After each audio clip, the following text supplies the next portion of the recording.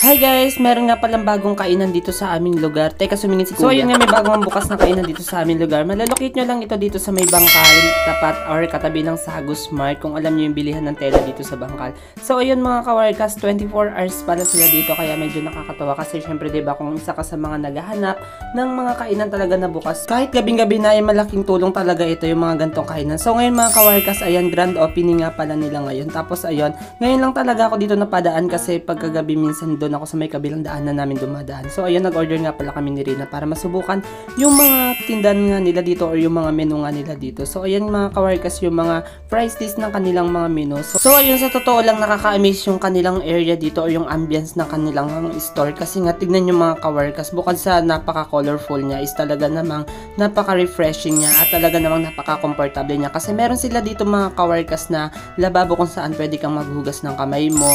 Ayan, tapos meron din silang naka-ready mga sabon, then yung mga sanitizer, katulad nga ng alcohol, diba? So ayun naman talaga isa sa mga gusto natin kapag pumupunta tayo sa isang kainan or sa mga isang restaurant nga, diba? Kasi para kapag if ever na gusto natin na mag-CR or gusto natin maghugas na kamay is malaking bagay nga ito. So ayun mga kawarkas, yung CR nila, nyo ang ganda. At syempre hindi pa patalo yung kanila ditong sliding door, o diba? May pa ganun, parang sa Encantadia lang, charis. So ayun nga pala mga kawarkas, sinerve na ni ate yung aming mga order sa kanya. So actually yung order namin is yung beef pares. Ayan. So may rice din pala siya. Akala ko totaling beef pares lang siya. Kasi diba sa iba parang may mga mami style na beef pares. Ganun. So akala ko wala siyang rice. Pero may rice pala siya.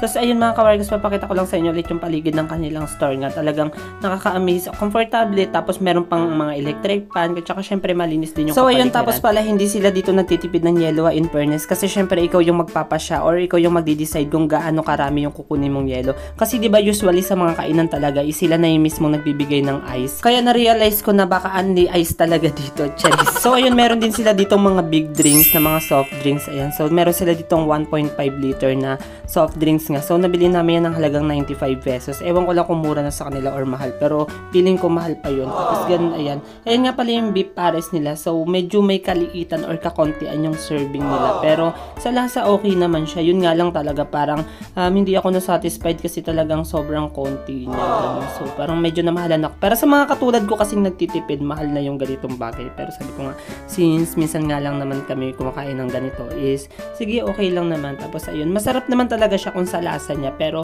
yung serving niya lang talaga is talagang medyo hindi siya nakaka-satisfied kasi ang konti talaga. So yung price nga pala ng binili namin na to is nagkakahalaga siya ng 313 pesos lahat. Dalawang beef pares, then meron na siyang big drink. So ayun mga kawarkas, pauwi na ako ng aming bahay sapagkat alas 12 na pala ng gabi. So ayun mga kawarkas, medyo mabasa-basa yung daan at ingat tayong lahat at magkita-kita tayong muli sa ating mga susunod na video. Bye-bye! Thank you for watching!